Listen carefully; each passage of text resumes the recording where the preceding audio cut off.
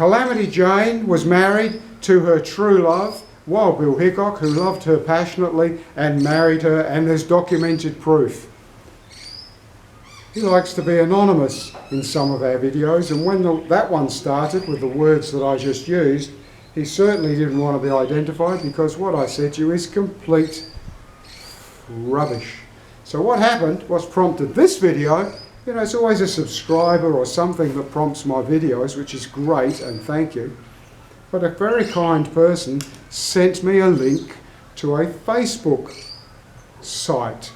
And the Facebook site alleged that it was about, I don't want to be specific, it was a historic history Facebook page, and the photo that was sent to me as a link was a photo of Calamity Jane looking quite dapper, well dressed, leaning on the fence of Wild Bill Hickok's grave at the cemetery in Deadwood, and it was captioned as being, this is an authentic photo of Calamity Jane taken on the 1st of August 1903, and then it went on to talk about her tending the grave, and it doesn't matter. It just raved on about this visit she made on the 1st of August 1903. Below that, there were tens of thousands of likes, and there were 1,800 comments. 1,800 comments had been made on this photo. And when I briefly looked at some of those comments, they were things like, yes, they were so much in love.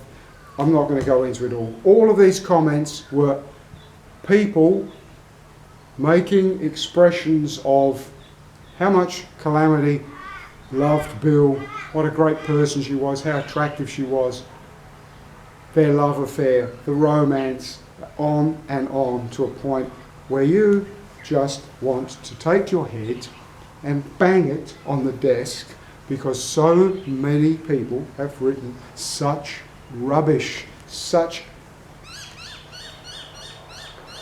because the 1st of August 1903, Calamity Jane wasn't leaning, well dressed and pretty on a fence in Deadwood. She was dead. She died on the 1st of August 1903.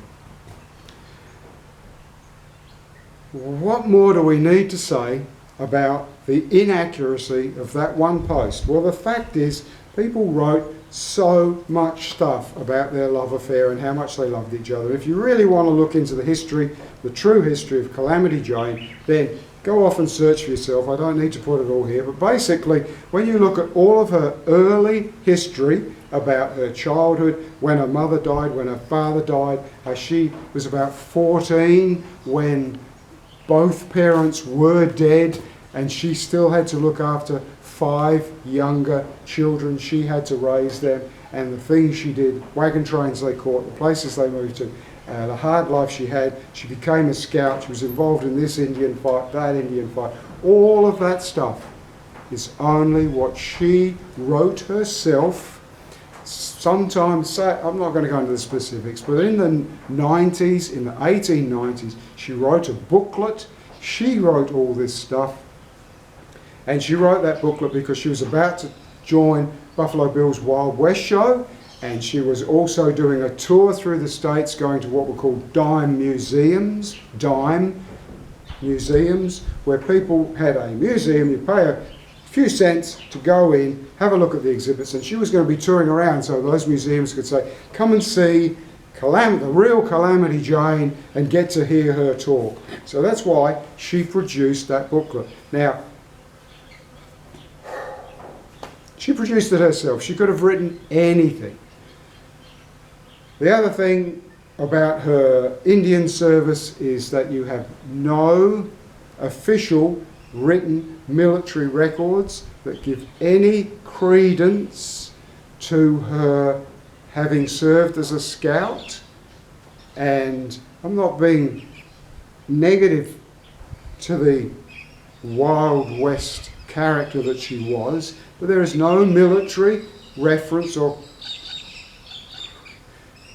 there is no military written reference of her ever being a military scout or being involved in a conflict, even to the point her name, where did she get the name Calamity Jane? She says she was out scouting with a cavalry group when they were attacked by Indians and the officer in charge was shot, and she saw he was wounded and he was about to fall off his horse, and she rode up to him, took him on board her own horse and rode him to safety. And he said, words to the effect of, "What would we do with you, with that?" What? And she says that he said, "You've saved my life, Calamity Jane," or "Calamity Jane, what would I have done without you?" So she says that. One military officer has recorded that she caused such trouble through drinking when she was at a cavalry base that she got her name Calamity Jane because she always caused trouble and stirred up the other soldiers, but she was not cast out because equally she was very generous and had a big heart. So that side of things, that she was generous and had a big heart, there's no doubt of that, because she was a nurse when there was an epidemic broke out in Deadwood later on. So again, if you want to see what her nursing role was in Deadwood, you can go look that up yourself. So where did she get the name Calamity Jane?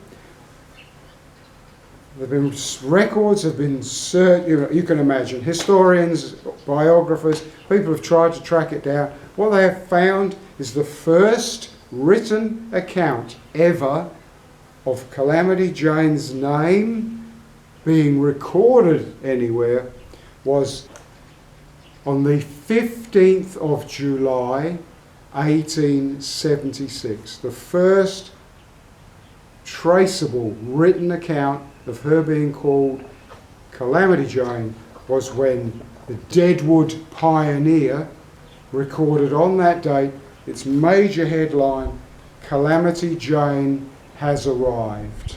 So Wild Bill Hickok had arrived at exactly the same time on exactly the same wagon train, but it's Calamity Jane has arrived. Now there must be some reason why she has sufficient notoriety. She's well known enough that when the wagon train arrives with Wild Bill Hickok and Calamity Jane, it's Calamity Jane who gets the full headline. She had never met Wild Bill Hickok until they joined they both independently joined that wagon train. She'd never met him until then. They had no love affair.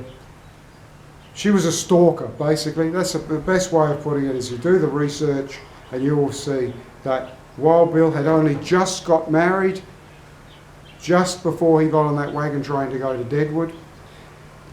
Just before he was shot, he wrote a letter to his wife. In that letter, he professed how much he loved his wife. Charlie Utter, he was a real character. Seth Bullock, he was a real character. They all talk about the fact that Calamity Jane was an alcoholic, a heavy drinker, hang around Wild Bill all the time, but they didn't have a thing going. She was a stalker. She wrote letters later. It's a whole other story. Shot in the head, buried. Charlie Utter buries him because he was his good friend Charlie Utter. Later on, Calamity pleads with Charlie to rebury him, so he's moved to where he is today in Deadwood, and that's when the headstone and the fence is done.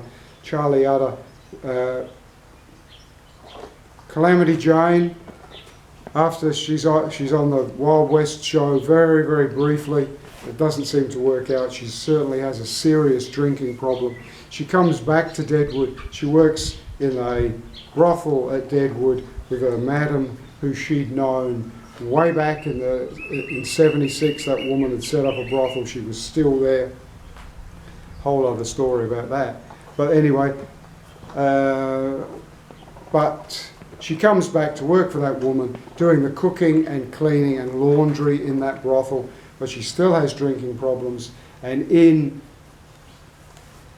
1903, and in July 1903, she catches a train. She's going to Terry, a town called Terry, which isn't far from Deadwood.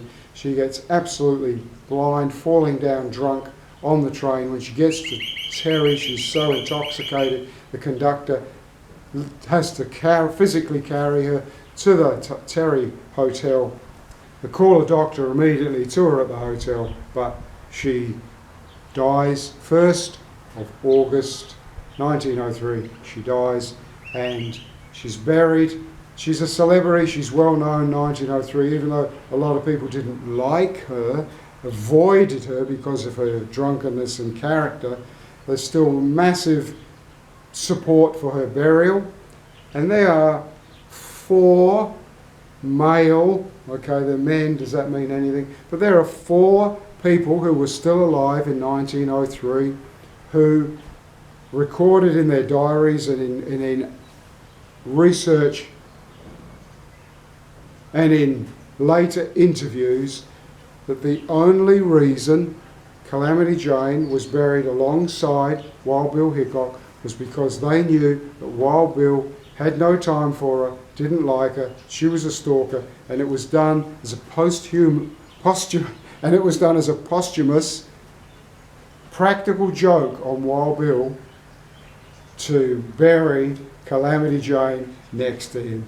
So she was only 24 when she was in Deadwood. She was already a prostitute and an alcoholic when she was 24 years of age, and so she died in 1903, 1st of August. I hope it makes some sort of sense. Cheers.